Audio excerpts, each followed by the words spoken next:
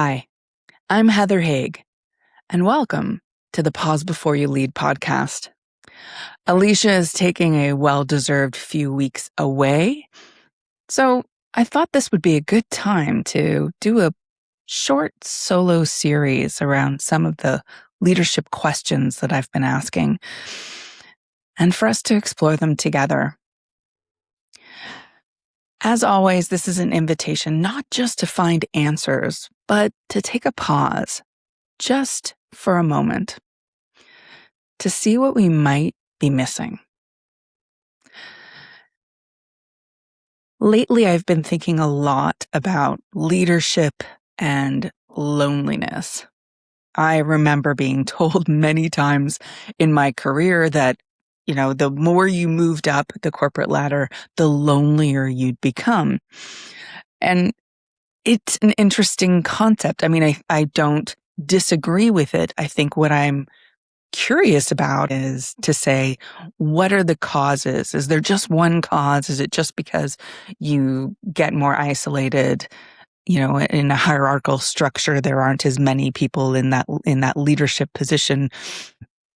Certainly when I was looking at starting my own business, I heard many people tell me how lonely I would be. And so, those stories start to become truths that we believe are just the way it is, and we potentially don't challenge that thinking. So I've been really exploring that the last couple of weeks, especially in these summer months, as I'm reminded of old models that I used to have or beliefs that I used to carry. And so I'm just going to invite you to be thinking about for yourself, what shows up for you when you think about what you might be carrying in your own leadership?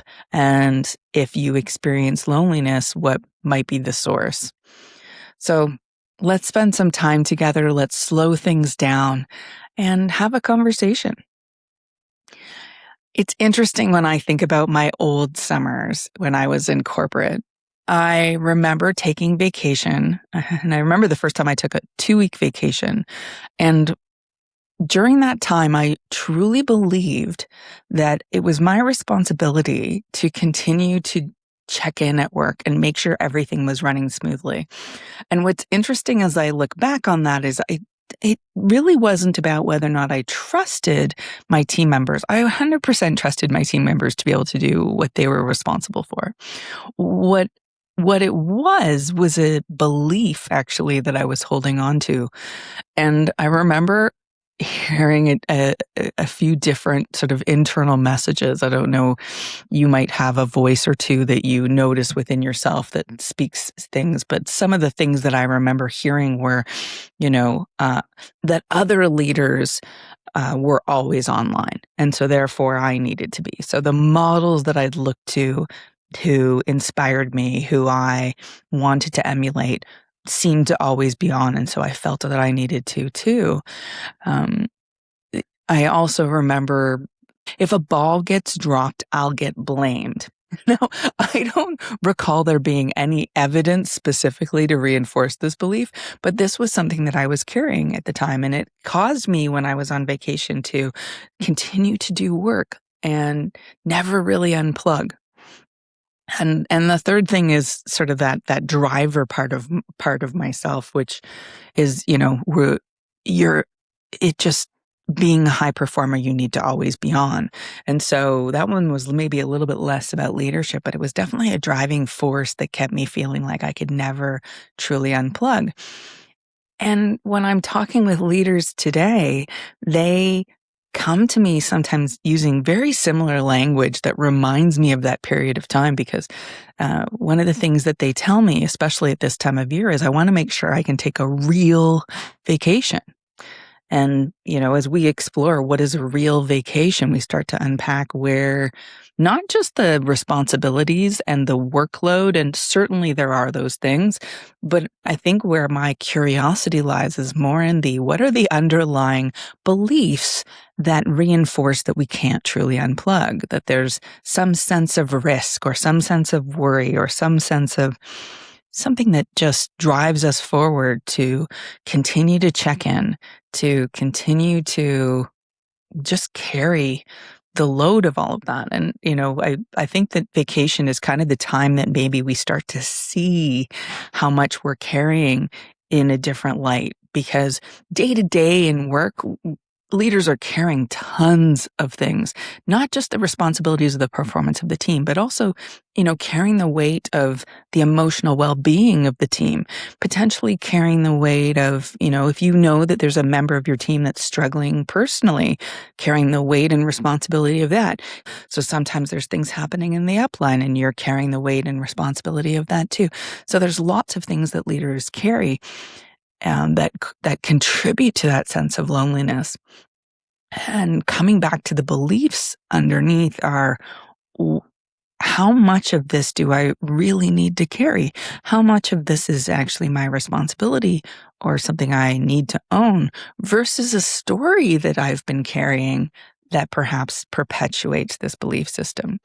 So as you start to unpack some of that, at least in my own experience as I was unpacking some of that, just noticing no one asked me to be on vacation. And maybe I'll just say that one more time because it hit me hard. No one asked me to take on that responsibility. My own belief system that said that's what leaders do created that demand upon myself. And it was only once I started to be able to unravel some of the underlying beliefs driving that I could see clearly no one else was putting that expectation on me. And in fact, my continuing to check in and make sure everything was okay while I was on vacation was driving some downstream impacts as well. So the first part is really in the noticing of, by behaviors, the way that I was operating and checking in and doing work on vacation, to then say, well, what's the source of that, and getting underneath that and exploring that. And once those items start to come into view and we see them with a little more clarity, we can start to maybe consider changing some of the narrative, some of the story that we've been holding dearly. And certainly that's for me. Whenever I start to find myself falling back into old patterns, it's that opportunity to say, is there an old story that's resurfaced that I have on repeat that I want to lay that sucker out and just explore it and unpack with it a little bit? So the impact on me is uh, the feeling of pressure, the feeling of never being able to kind of just shut off. And when I can't shut off, I'm not fully present. So the impact in the people around me, those that I love the most, was not being fully accessible to them, available to them, having distractions happening in my mind, things that I was responsible for, even though I was supposed to be dedicating that time to myself and to my family. The other impact, and maybe this is the one that we as leaders don't always see, is when we communicate to the team, I'm taking 2 weeks off. I'm going to unplug. I'm not going to be checking in. And then, at least 24 hours in, I'd do the first check-in because I was getting nervous and stressed and carrying a lot of responsibility that no one had placed on me.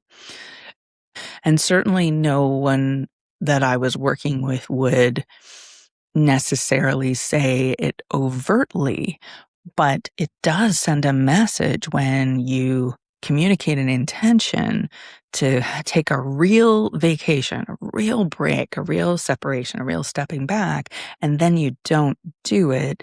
It does potentially communicate to your team that you don't see them as capable, that you don't believe they can run the business while you're away, that you doubt their ability to solve problems. And none of that may be true, by the way, but just by my operating in that way, by my checking in, the individuals that I'm checking in with have the possibility of feeling like she doesn't think that I can do this, right? She doesn't trust. there could be the potential feeling of a micromanaging in that moment. And I believed myself to in no way be a micromanager, but it's interesting to observe how something as seemingly innocent as I just want to check in and make sure everything's going okay can send a message to the team that says she doesn't think everything's going okay or she wouldn't be checking in. So all of these expectations that were operating within me were impacting me, they were impacting my family, and they were impacting the team in unintentional ways. And so, it's interesting when we talk about the potential loneliness, how much are we carrying that we don't own or don't need to own, and what would happen if we worked on unraveling the beliefs that are causing the behavior, because I think that there's a lot of times where there's stories we've created and it's been through our own experiences, it's been through messaging that we've received, it's maybe even been observing other leaders and absorbing that that's the way we need to operate. When you do take that first real vacation and everything goes just fine without you, uh, the other potential thing that can surface in that moment is, do they really need me? And the answer is yes. It's, do they need you in the way that you've believed people need you? And I think that that's probably a conversation for another day, but it does leave us on an interesting and curious note to say, maybe through breaking down old definitions of the weight that leaders carry and the responsibility that keeps us tied to our work and taking everything on. Maybe in writing a new story around that, there's an opportunity to be valuable to the team, be valuable to the organization in different ways than we previously believed.